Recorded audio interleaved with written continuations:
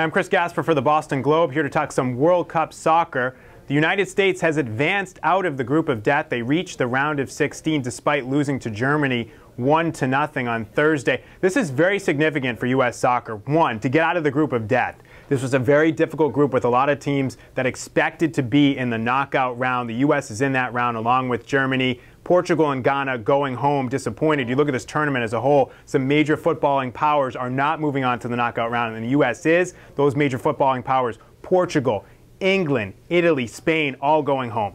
The other thing that makes this significant for the United States, this is the first time in the history of U.S. soccer that this team has been able to make it to the knockout round, the second round, in back-to-back World Cups. It has not happened. U.S. had a long drought of not qualifying for the World Cup. They broke that in 1990. 94, they were able to move on to the knockout round. 98, they finished 32 out of 32 teams.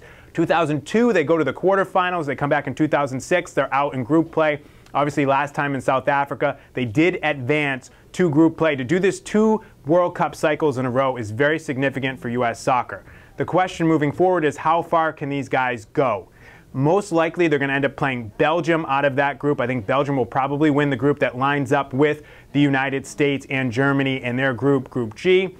You could also play Algeria here. That would be ideal if somehow Algeria can win that group. I don't think that's going to happen, though. Belgium is a pretty good squad. They have some guys, Eden Hazard, who plays in the EPL, Vincent Kompany, another very good player who also plays in the English Premier League. So that's going to be a challenge for the United States, but you're not taking on a team that has a history of winning the World Cup. Only 8 nations have done that. So beating Belgium would not be out of the realm of possibility, and suddenly you would be back in the quarterfinals, which you were in 2002. That's as far as the United States has gone. So this is a pretty good result for the U.S. They got a little bit of help, obviously, from Portugal, beating Ghana 2-1. They moved through on goal differential. That's why the U.S. ends up advancing. And I'll tell you what, if they had not advanced after the 2-2 tie with Portugal, after being literally 30 seconds away from making the knockout round, that would have been an absolute disaster for U.S. soccer, another sort of ignominious failure. Now they don't have to worry about that, and Jurgen Klinsmann doesn't have to worry about that. U.S. soccer sort of playing with house money from here on, able to get out of the group of death. You could say this World Cup already a success for Jurgen Klinsmann and Team USA.